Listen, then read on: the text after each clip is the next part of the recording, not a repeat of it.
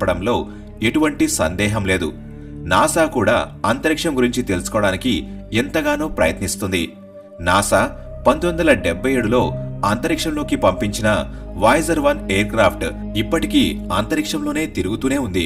దాని ద్వారా నాసా అంతరిక్షం గురించి ఇంకా సమాచారం తెలుసుకుంటూనే ఉంది. నిజానికి నాసా వాయేజర్ 1ని అంతరిక్షంలో జీవం ఉందో లేదో తెలుసుకోవడానికి పంపించింది. దాదాపు 50 సంవత్సరాలు గడిచినా కూడా ఏలియన్స్ ఉనికి గురించి ఎటువంటి సమాచారం దొరకలేదు. ఇప్పటికీ నాసా వాయేజర్ 1ని ఉపయోగించి అంతరిక్షంలో రీసెర్చ్ చేస్తూనే ఉంది. కానీ కొన్ని రోజుల నుంచి రాజస్థాన్లో ఏలియన్స్ కి సంబంధించిన చాలా వీడియోలు వైరల్ అవుతున్నాయి. కానీ మీలో చాలా మంది ఆ వీడియోలన్నీ నిజమైన వీడియోలని అనుకుంటూ ఉంటారు. కానీ అవి నిజం కాదు. ఎవరో కొంతమంది దీన్ని ఆర్టిఫిషియల్ ఇంటెలిజెన్స్ టెక్నాలజీని ఉపయోగించి తయారు చేశారు. ఈ విషయం తెలుసుకున్న తర్వాత మీలో చాలా మంది అసలు ఏలియన్స్ లేవని భావిస్తారు. యాక్చువల్గా ఏలియన్స్ అంటే సన్నగా ఉండి గ్రీన్ కలర్ లో ఉంటాయని కాదు, అవి యుఎఫ్ఓలోనే తిరుగుతాయని కాదు.